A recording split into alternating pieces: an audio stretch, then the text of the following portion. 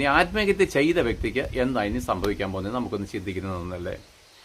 Okay. അപ്പോൾ ഇനി ഞാൻ ആ കടബാധ്യതയൊക്കെ തന്നെ ഞാൻ ഒരു വ്യക്തിക്ക് ഒരു 10 ലക്ഷം കൊടുക്കുക, അല്ലെങ്കിൽ ഒരു തുക കൊടുക്കാറുണ്ട്, ഞാൻ അങ്ങ് ആത്മഹത്യ ചെയ്തു. അപ്പോൾ ഞാൻ വിചാരിച്ചത് ഈ പ്രശ്നം ഇവിടെ തീർന്നതാണ് ഞാൻ വിചാരിച്ചത്. പക്ഷെ പ്രിയരെ, പ്രശ്നം ഇവിടെ തീരുന്നില്ല.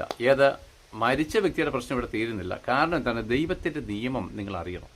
ദൈവം ആരെന്ന് നിങ്ങൾ അറിയണം. ഇനി ഞാൻ ഇപ്പം എന്നെ കേൾക്കുന്ന ഒരാൾക്കാണ് ഞാൻ 10 ലക്ഷം തരാനുള്ളത്, ഞാൻ അങ്ങ് ആത്മഹത്യ ചെയ്തു. അപ്പോൾ ഈ പ്രശ്നം അങ്ങ് തീർന്നല്ലോ. എന്നെ സംബന്ധിച്ചിടത്തോളം പ്രശ്നം തീർന്നെന്ന് വെച്ചാണ് ഞാൻ മരിക്കുന്നത്. പക്ഷേ ഇനി എന്താ സംഭവിക്കുന്നത് അറിയാമോ? ഇനി ബാങ്കിലെ ലോൺ ആണെങ്കിൽ ഇവിടെ തീരുന്നില്ല. ഇനി സംഭവിക്കുന്നതെന്ന് വെച്ചാൽ ആത്മഹത്യ ചെയ്ത മനുഷ്യന് ഈ വാക്കിൽ തന്നെയുണ്ട്, ആത്മാവിനെ ഹത്യ ചെയ്ത് വെച്ചാൽ നാശത്തിലേക്ക് വിട്ടുന്നതിൻ്റെ അർത്ഥം. അപ്പോൾ ഈ ആത്മഹത്യ ചെയ്ത വ്യക്തി ഇനി വീണ്ടും ഈ പണം അവൻ ആർക്ക് കൊടുക്കാനുണ്ടോ ആ വ്യക്തിയുടെ മുമ്പിൽ നിൽക്കേണ്ടതായിരിക്കുന്ന ഒരു ദിവസമുണ്ട്. മരിച്ചതിന് ശേഷം അതൊരു അത്ഭുതമല്ലേ?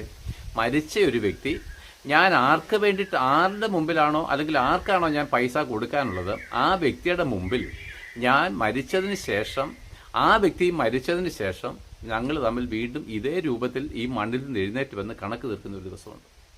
അപ്പോൾ പ്രിയപ്പെട്ട, ഒരു ആത്മഹത്യ കൊണ്ട് വല്ല പ്രയോജനമുണ്ടോ? ഒരു പ്രയോജനം. ഒരിക്കൽ മരിക്കുകയും പിന്നെ ന്യായവിധി. അപ്പോൾ ഇത് എല്ലാം മനുഷ്യരുടെ മുമ്പിൽ വെച്ചിരിക്കുന്ന ഒരു നിയമമാണ്. അപ്പോൾ നമ്മുടെ ജീവിതത്തിൽ ചെറിയ ഒളിച്ചോട്ടങ്ങൾ നടത്തി കഴിഞ്ഞാലും ഒരു ദിവസം വീണ്ടും നമ്മൾ തമ്മിൽ മുഖാമുഖം കാണുമെന്ന് അറിഞ്ഞിരുന്നുവെങ്കിൽ ഈ ഭൂമിയിൽ വെച്ച് തന്നെ അതിന് പരിഹാരം കണ്ടെത്തുവാൻ നമ്മൾ ശ്രമിക്കുമായിരുന്നു. അപ്പോൾ പരിഹാരമില്ലാതെ ഒരു മനുഷ്യൻ മരിച്ചു കഴിഞ്ഞാൽ ആ മരിച്ചതിന് ശേഷം ആ വ്യക്തിയുടെ മുമ്പിൽ വീണ്ടും നമ്മൾ ഈ പ്രശ്നവുമായിട്ട് നിൽക്കുകയാണ്. അതായത് മരിച്ച മനുഷ്യരെല്ലാം വീണ്ടും എഴുന്നേറ്റ് വരുമെന്നും എല്ലാവരും അങ്ങോട്ടും ഇങ്ങോട്ടും കണക്ക് തീർക്കുന്ന ഒരു ദിവസം ഉണ്ടെന്ന് നമ്മൾ അറിഞ്ഞിരുന്നു എങ്കിൽ നമ്മളിവിടെ ആത്മഹത്യ ഒഴിവാക്കാമായിരുന്നു.